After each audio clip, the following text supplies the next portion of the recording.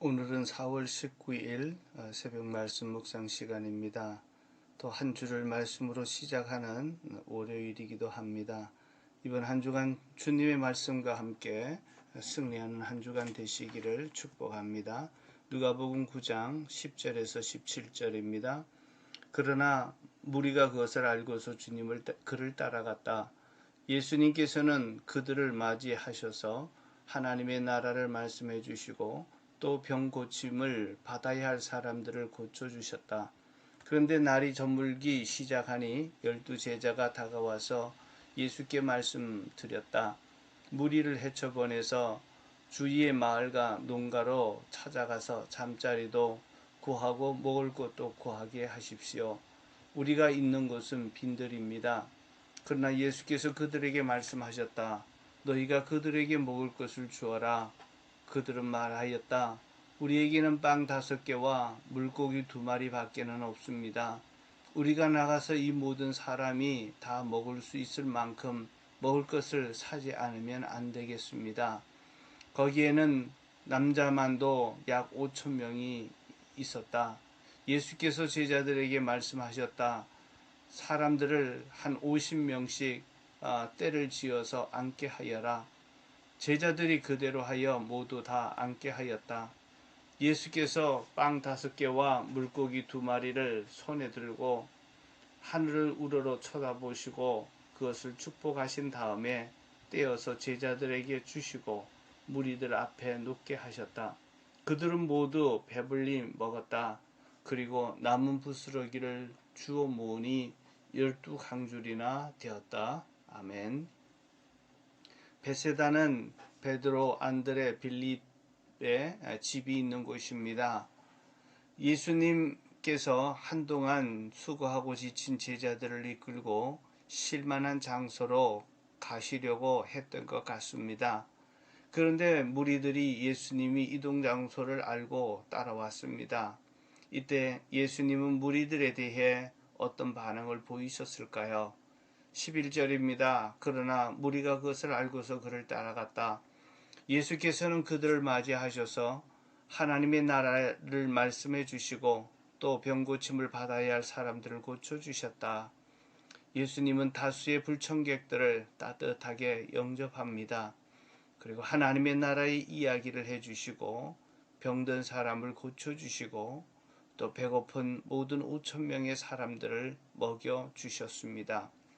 심히 필요한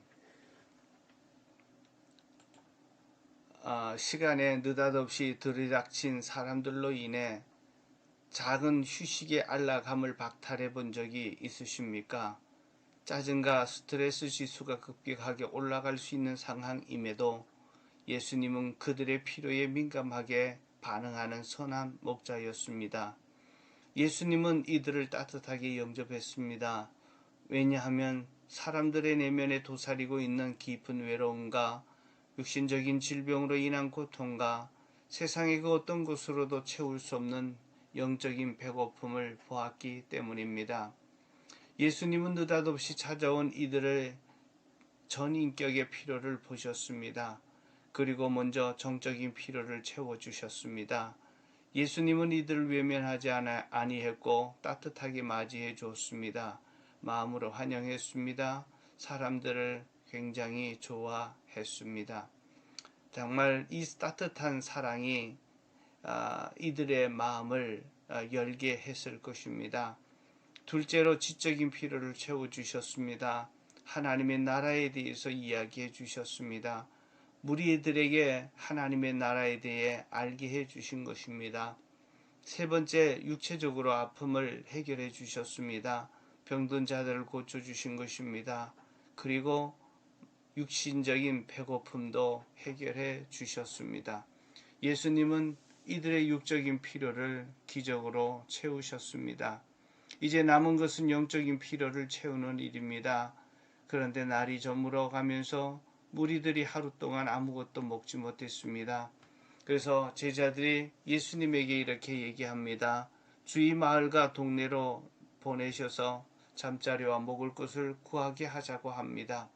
여기서 주목할 일은 왜 예수님은 육신의 배고픔을 맨 먼저 해결해 주지 않았을까요? 저녁 해질 때까지 그들을 굶게 내버려 두셨을까요? 예수님은 제자들에게 너희가 그들에게 먹을 것을 주라고 하셨습니다. 제자들은 예수님의 말씀에 순종하여 먹거리를 찾아왔습니다. 그들이 가져온 것은 빵 5개와 물고기 2마리가 전부였습니다. 이것으로 그 많은 무리들을 먹이기에는 너무나 적은 것이었습니다. 예수님은 무리들을 50명씩 때를 지어 앉게 했습니다. 제자들은 예수님의 말씀대로 그대로 하여 모두 앉게 했습니다. 그리고 빵 5개와 물고기 2마리를 손에 들고 하늘을 우러러 쳐다보시면서 그것들을 축복하신 다음에 떼어서 제자들에게 주시고 무리들에게 나눠주라고 했습니다. 그랬더니 모두가 다 배불리 먹고 12강줄이나 남겼습니다. 이 사건을 통해 예수님은 우리의 삶의 전인적인 필요를 채우시는 좋은 목자이심을 발견합니다. 빵 5개와 물고기 2마리로 모든 무리들을 배불리 먹으심으로 육체적인 필요뿐만 아니라 예수님은 정서적 그리고 지적 그리고 기적을 통해서 우리 삶의 모든 것을 채우시는 분이심을 알게 하는 영적인 체험을 하게 하셨습니다. 영적인 체험을 통해 예수님이 사람들의 모든 필요를 만족해 하시는 분이심을 알게 하셨습니다. 그렇습니다. 예수님은 우리의 삶의 필요를 채우시는 분이십니다. 예수님은 우리의 삶의 희망입니다. 우리의 문제의 해결입니다. 예수님은 사람들에게 자신이 어떤 분인지를 알게 하기 위해 제자들의 순종을 사용하셨습니다. 제자들은 주님이 먹을 것을 찾을 때 찾아서 적은 것이라도 예수님 앞에 가져왔고, 그리고 사람들을 50명씩 때를 지어 앉게 하라고 했을 때 그대로 시키는 대로 했습니다. 그리고 예수님은 제자들이 가져온 빵과 물고기를 바라보시고 축복한 후에 제자들에게 떼어서 또 나눠주라고 했습니다. 제자들의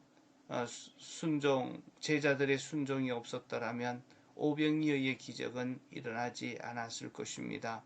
주님이 요구하신 것은 모든 사람들을 다 먹일 수 있는 빵을 요구하지 않았습니다. 빚을 내서 사오라고도 하지 않았습니다. 내게 있는 것을 가져오라고 했습니다. 하지만 그들이 가진 것은 너무나 적은 것이었습니다.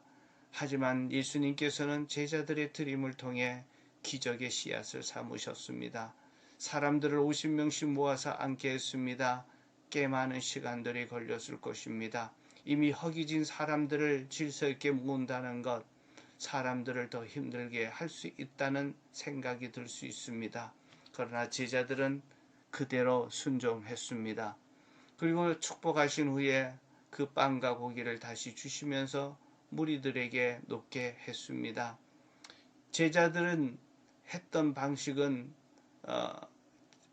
그럼에도 무리 앞에 놓기 제자들이 했던 방식으로는 사람들을 먹일 수 있는 방법이 아니었습니다. 그럼에도 순종했습니다. 자, 그러나 주님께서는 기적을 일으키셔서 먹고도 12강줄이나 남기는 기적을 체험하는 주인공이 되었습니다. 순종하는 자에게 주시는 기적입니다. 오늘 4가지를 또 기억하면서 묵상했으면 좋겠습니다. 무리를 향하신 예수님의 마음으로 오늘 내가 만나는 사람들을 따뜻하게 맞이합시다. 특별히 나를 짜증나게 하고 스트레스 받게 하는 사람들까지도 따뜻하게 친절하게 대할 수 있었으면 좋겠습니다. 너희가 주어라 한다면 내게 있는 것으로 이들의 필요를 채워봅시다. 제자들처럼 예수님의 말씀에 내 생각과 방법이 맞지 않아도 순종하는 제자 되기를 축복합니다. 내 삶의 현장에서 500여의 기적을 경험하는 큰 축복, 기적을 경험하시기를 축복합니다. 아멘.